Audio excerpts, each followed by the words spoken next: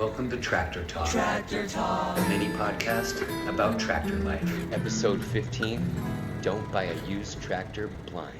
5 things to consider when buying a used tractor. These are some helpful hints, some good guidelines for you, things that we think would be pretty critical information for you when to consider a used tractor. Kind of just like when you're buying a used car, you want to know these critical items here. Kind of like a car, you look at the miles. Obviously, we're not checking out miles, but first and foremost, look at the odometer.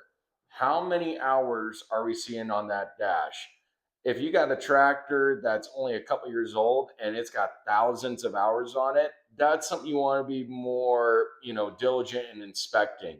You want to see how hard that tractor was being used in that amount of time.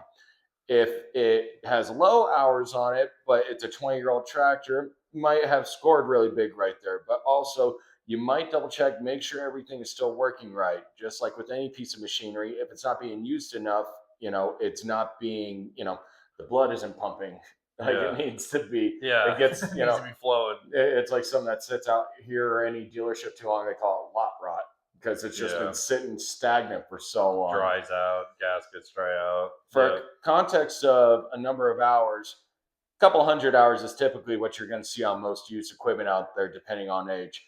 It doesn't get that bad on hours until we start getting into the couple of thousands of hours, like maybe 2,000 to 3,000 hours. These are all diesel engine machines, though. So kind of like with the diesel truck that you see, you got some out there with 300,000 plus miles on it. But if you take care of the engine and you know it's been taken care of, it will take care of you.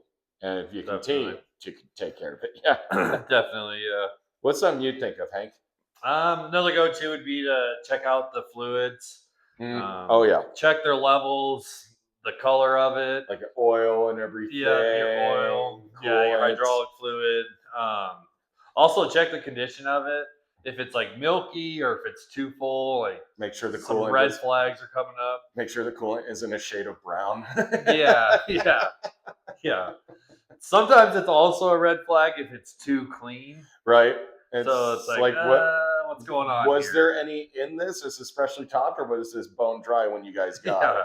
So another thing to do is just run it for a little bit and then park it somewhere where you can let it sit for a little while and just look around, see if it's leaking a little bit. Just a couple things that we would do if we were buying. Most definitely. One leakage I would recommend checking is, just like you would under the hood or any components like that, your hydraulic lines. You want to make sure your hydraulic lines, typically, if there's a leak on the line, you're going to detect that very quickly. You're going to see drippage or something along that. Make sure your threads where things are interconnected are just fine-tuned. There's no drippage there. And one other thing, make sure that your hydraulics are reacting to your controls. Your 3-point is going up and down as needed. Your loader is reacting timely to what you're doing up front. Just that way you know you're good to go on both front and back ends with your hydraulic lines as well. What's another thing that our customers should watch out for, whether buying from us or anybody on used equipment? Another thing would be to inspect just the structure of the tractor, talking about like the frame, the loader mounts, the bucket. These are going to be like common areas where we see failures start to happen. Well, it's kind of the common area of work too, and where you'd see bendage at those metals are being tested because, the 3-point, there's only so much you can do on the 3-point because it's stubbier, it's shorter, it's closer to the center of gravity. But the elongated loader arms, there's a lot of action going on when you get it under a microscope and see how those, bits and pieces of metallic mass are being moved around in there. Yeah.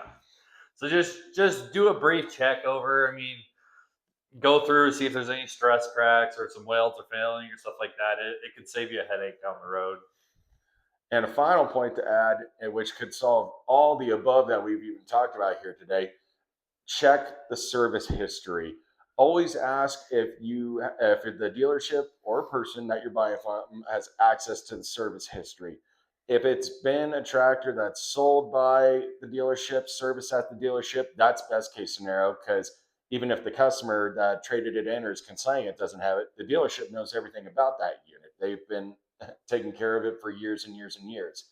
If they don't have it, if they're unable to produce anything, if the guy that traded or consigned it isn't able to give you anything, then it might be worth your time to let the dealership go through a regular, what we call PDI inspection, or just regular routine inspection on it to double check anything, ask for a technician or mechanic to walk through it with you.